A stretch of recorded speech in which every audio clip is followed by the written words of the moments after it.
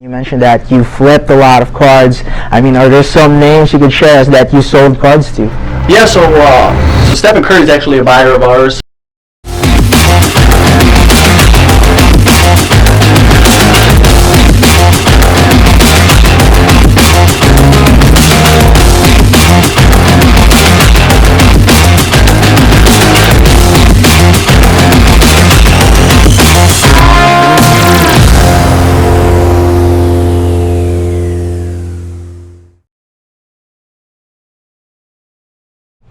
Hey guys, what's up? This is Paolo and welcome to I Am a Card Collector. I'm here in Sommer Sports Card, and joining me is the owner of the store, Brandon Sommers. He's been collecting since he was 12 years old, and I'd love to hear more about it.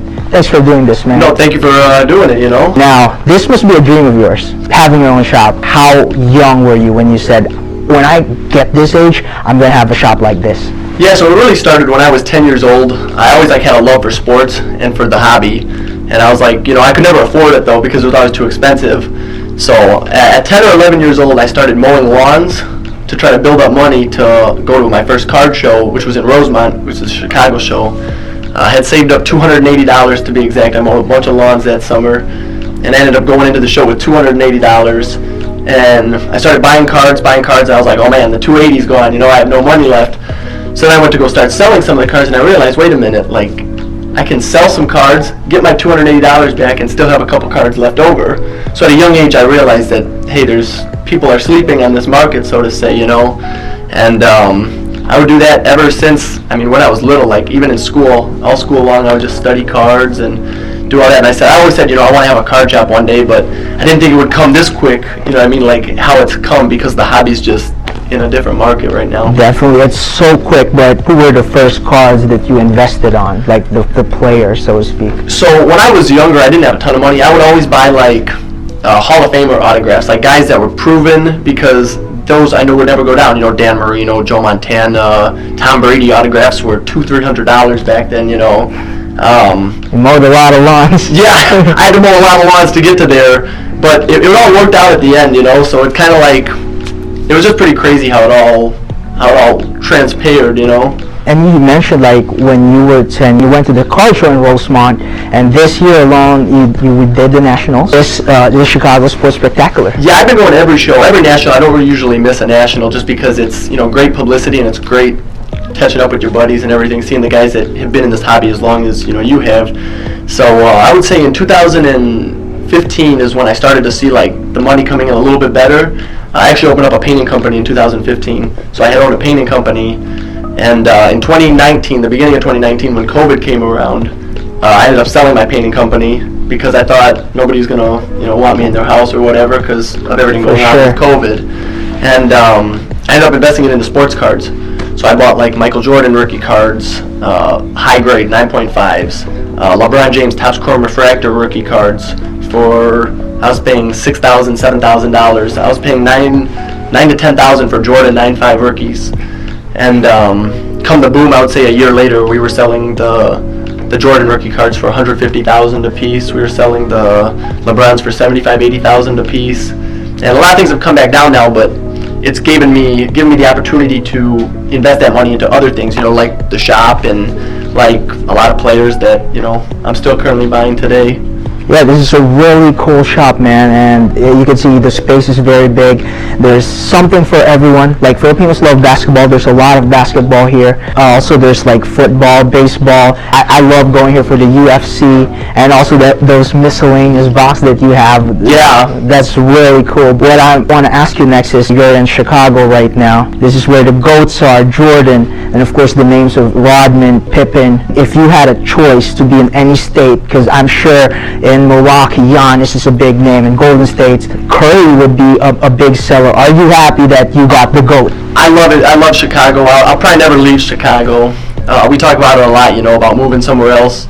But I just love Chicago, everything about Chicago. I'm born and raised here.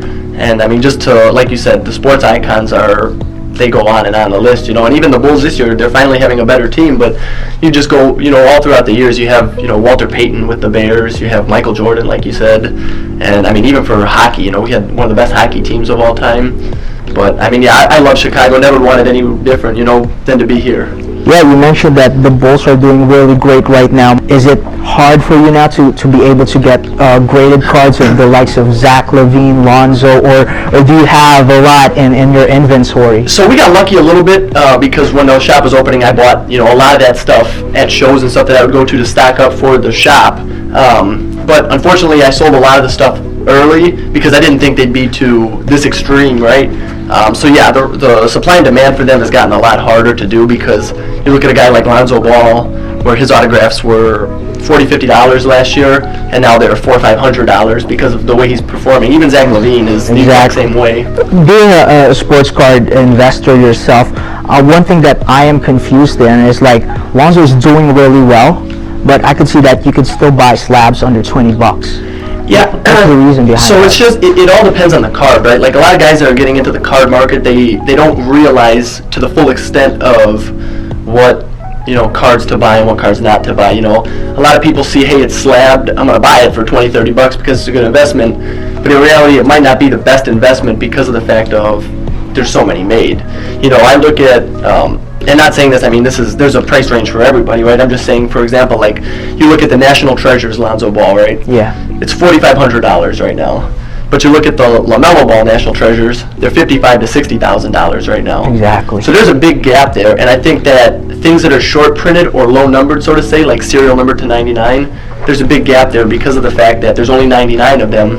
Where if you take a Prism Lonzo Ball, there could be 99,000. I mean, the Lucas are a lot. Yeah, even look at the Zions have over 20,000 PSA 10s, and that card at once was $1,200. And I just seen today, actually, on my phone, $245 is what they're down to right now. Really? Yeah. Man, that's crazy.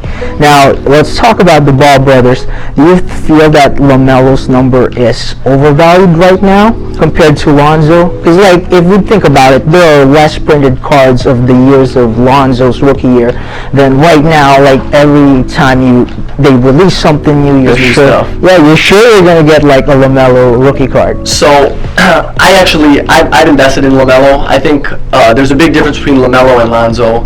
Lonzo, great player, you know, don't get me wrong, but Lonzo has been in the league for quite some time now, and even when he was a rookie in the league, he never tore it up as much as LaMelo's doing right now. He's doing crazy. I mean, I think LaMelo is going to be one of those generational superstars that just, barring injury, you know, continues to rise in price, and just, I think there's very few guys like that, though, you know. I think it's LaMelo, Luka, Tatum to a degree. I think Tatum's a great buy.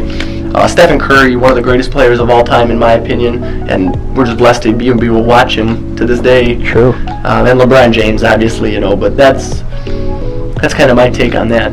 Yeah, for sure. Now, you mentioned all those names, and you mentioned that you flipped a lot of cards. I mean, are there some names you could share us that you sold cards to? Yeah, so Stephen Curry is actually a buyer of ours. So we sold high-end cards to Stephen Curry himself. He's a great guy. He buys a lot of high-end 101 cards of himself. Not allowed to name the ones he's bought in, right? But he buys a lot of his high-end 101s from me. I actually met him through Giannis' agent. So we did a big private deal with Giannis and his agent, and through his agent I was able to get Stephen Curry's agent's number. And from there on, it's been awesome. Do you think that the basketball players are smart enough now that they're starting to invest in their own cards? Because I would assume, like, if Allen Iverson got into the game early and knew that, you know, it would rise, he'd probably get all of his one-of-ones as well. Oh, absolutely. I think it's becoming because, you know, there's a lot of things going on now with, like, NFTs. You know how, like, something you can't hold, right? Where the cards are always going to be that thing you can hold. It's a tangible fund. You know, you can actually hold it, look at it, and I think there's a big market there. I mean, which is why Wall Street and all these guys are now jumping on board.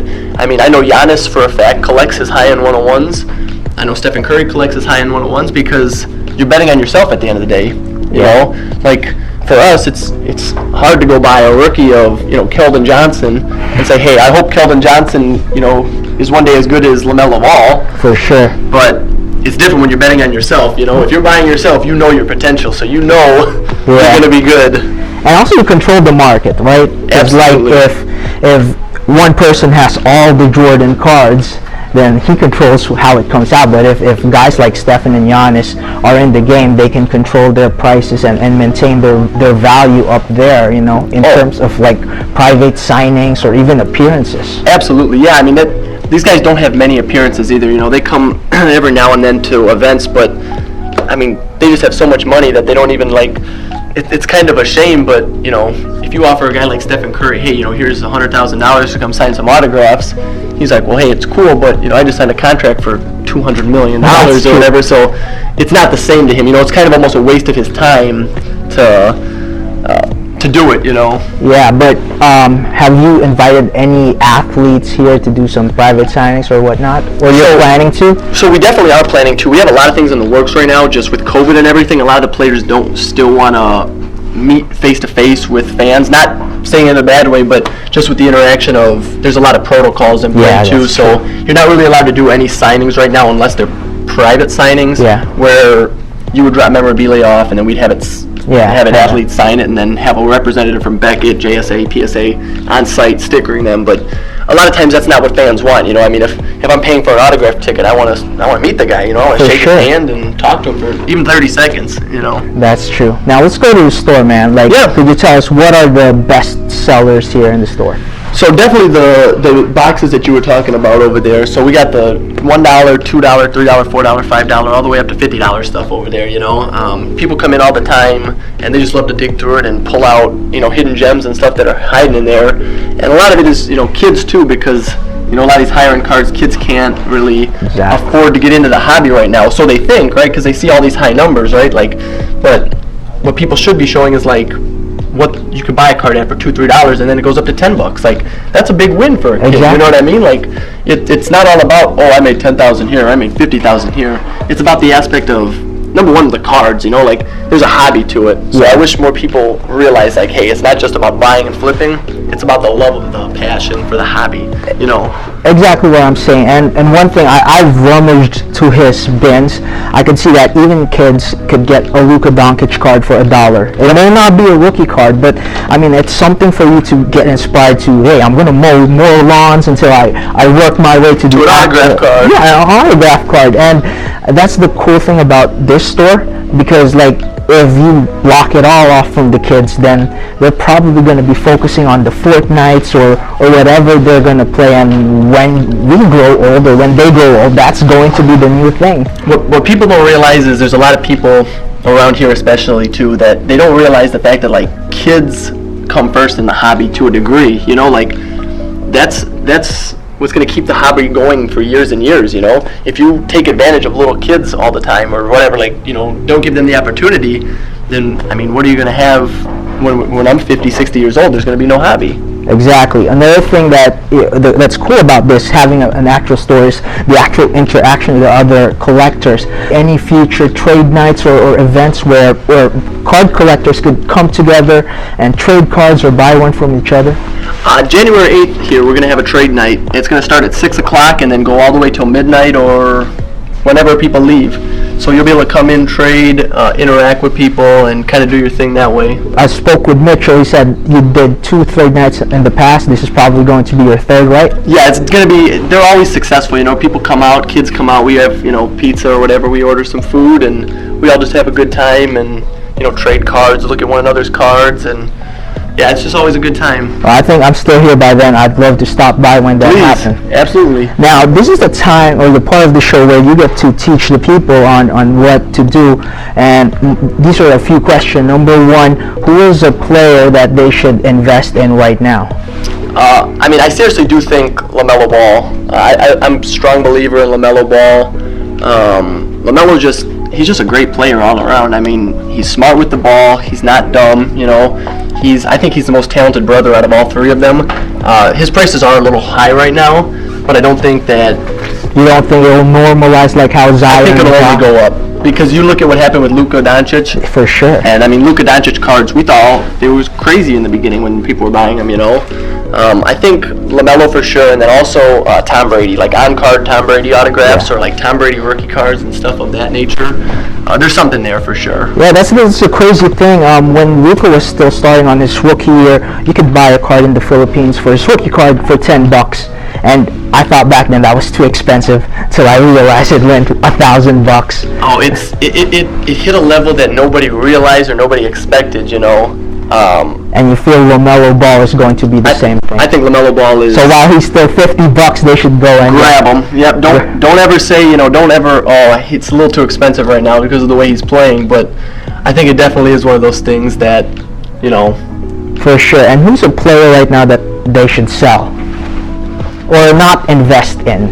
It's a tough one to say, especially because there's a lot of rookies this year that are very overhyped in my opinion. You know, like Denny. I don't think he's a great guy to hold on to. Even, I mean, I hate to say it, but Lonzo Ball. I think Lonzo Ball is a lot of hype right now. I think there's a lot of players like that. It's just hard to think of off the top of my head. Like football, I'm in football mode right now, so I know football. Like Trevor Lawrence, I honestly think Trevor Lawrence is a good hold. Yeah, that's a fun thing. Like Filipinos aren't that into football, but if there is someone right now that they should collect while the price is still low, who's that football player? Mac Jones. Mac Jones, quarterback of the Patriots. When it comes to, like, if in 100% of your budget, how many percent do you spend on rookies that are untested? How many percent do you spend on GOATs? How many percent do you spend on, like, let's say in Chicago, how many percent would you go for, like, a DeMar or Zach LaVine, since this is your market? So I look at it two different ways, right? For the shop, I have to budget it for, like you said, guys that are local that are not going to go down much in value, you know. But when it comes to my own personal money and investing, I go 90% GOATs, 10% rookies, just because it's, you know, you can never put too many eggs into one basket. For sure. And you want to just always be diversified, you know. You want to have the majority of guys that aren't going to go down in value, is like Tom Brady, Jordan, LeBron, Curry, you know, but it's also good to have guys like Lonzo Ball, LaMelo Ball. Even though I think Lonzo is high right now, it's still good if you believe in him, right, to grab a card of his just to say, hey, you know, maybe it's worth holding on to a little bit, but expect it to be going down because of where it is right now. You know, it's all about charts. So if you have like a choice, if you have budget just for one card and it's LaMelo and Lonzo, you're saying LaMelo is the best. Grab LaMelo. Well, there you go, guys. LaMelo is the best choice. Now, what is the craziest pull you've done in a pack? Craziest pack pull? It would probably be last year around Christmas time. My dad actually pulled it. It was out of the box that we had, though. It was a Zion, first off the line, blue shimmer autograph rookie, which was worth about $25,000 at the time. Damn. But, I mean, we all know what happened with Zion, you know. We were able to sell it before that happened. Yeah, I was able to sell it, thankfully. Thank you so much for joining us, but before we end this, could you just invite them to your shop and all that? Yeah, please, guys. This is 1056 Sutton Road, Streamwood, Illinois. We have a great shop. You can show them around a little bit, too, you know. And we have a trade night on January 8th, and, you know, I think we're the best shop in the area, and just let us know, you know. Yeah, definitely. We'll see you on January 8th. Thank you so much for doing this, my friend. Thanks for the time. No worries. Brandon Sommers, everybody. Take care, guys.